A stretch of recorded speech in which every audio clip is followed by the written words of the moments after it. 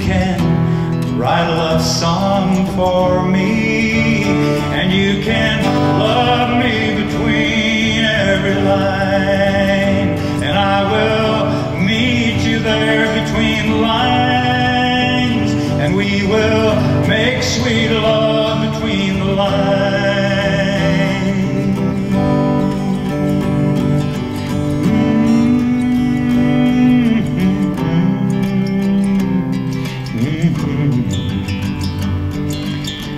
Of course, the telephone, email, and texting helps too. Thank you.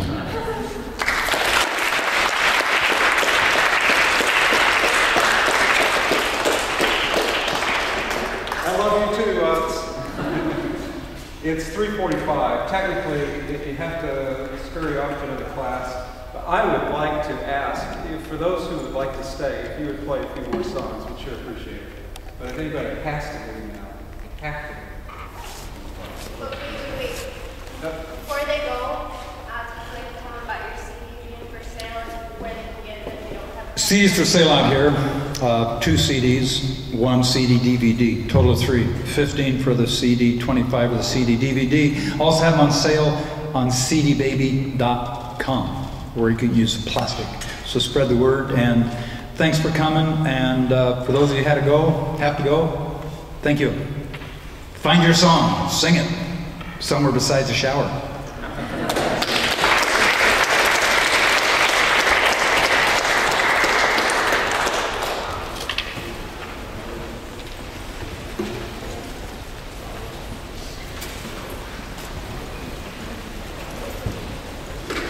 So those people leaving are not in your class, please.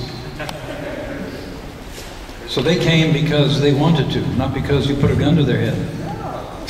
Hey. We've got some students here. I don't want to hear another request. Got to hear your cowboy song. We were talking about it last night. I love that song. And if you want to ask questions, we'll have time for that too. Don't feel like you have to. Sometimes I've been in audiences where, it gets pretty uncomfortable because the dude ain't leaving until so many questions have been asked and you're thinking, what can I ask? But other times, you really do have questions, so feel free.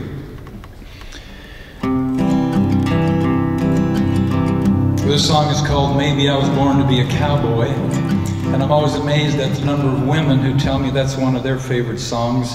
I was sitting around a campfire one night, and my very favorite venue is sitting around a campfire. It feels a lot like this. No bright spotlights, you can see people, and it just feels kind of intimate, and you're just sharing. It's kind of a two-way conversation. And so there were 3 or 4 friends around this campfire that we had ridden horses to get to.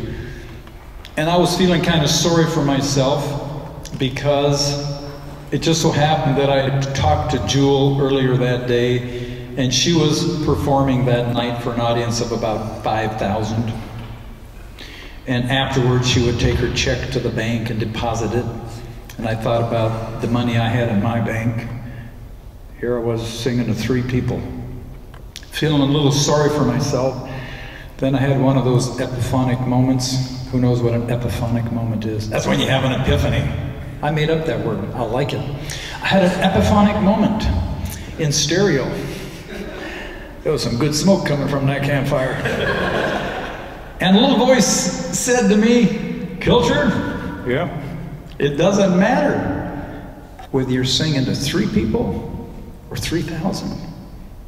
I bought that. Then when that little voice said, don't matter whether you have millions of dollars or a few hundred, I had a little more trouble with that, but tried to swallow it as well. What counts is that you're doing music, your daughter's doing music, your parents did music. It doesn't matter if there's 3 or 3,000. You are expressing yourself, you are talking, and people are listening.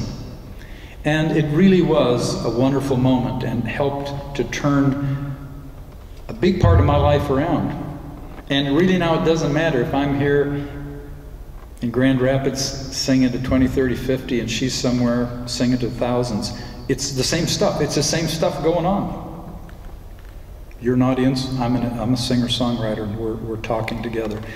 So this song, Maybe I Was Born to Be a Cowboy, talks about some of that. And it also kind of talks about my journey. I don't know about the rest of you guys here.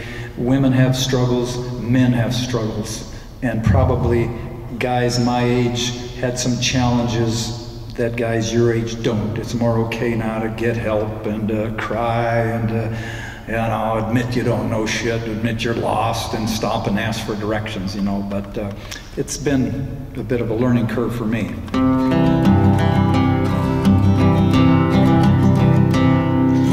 Maybe I was born to be a cowboy. Maybe I was born to rope and ride. Maybe I was born just to sing around a fire to the drumming of hoofbeats and the incoming tide. Maybe I was born to be a mountain man,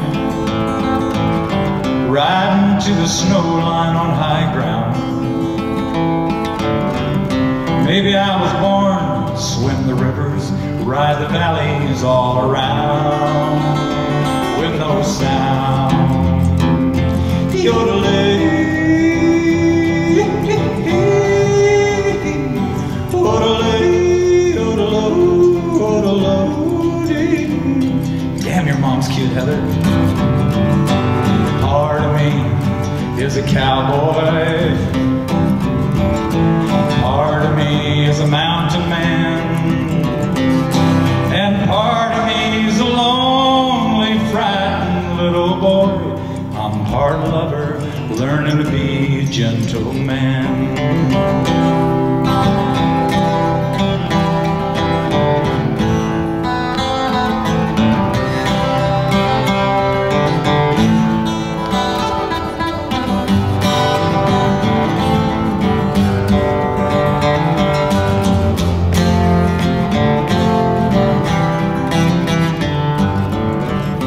Maybe I was born to build a cabin, just like my daddy did with his two hands.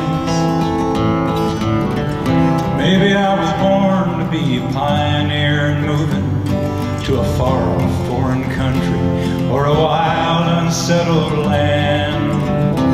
Maybe I was born to be an outlaw, just going against the customs of the time. Maybe I was born to be alone or with a woman. Oh, sometimes I just can't make up my mind. Yodelay, yodelay, yodelay, yodelay.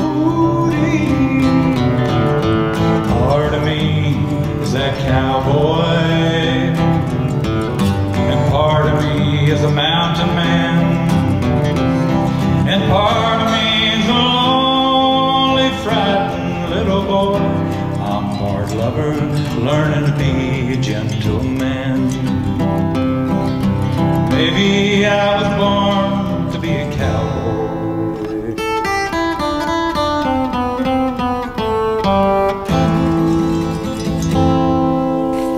Thank you.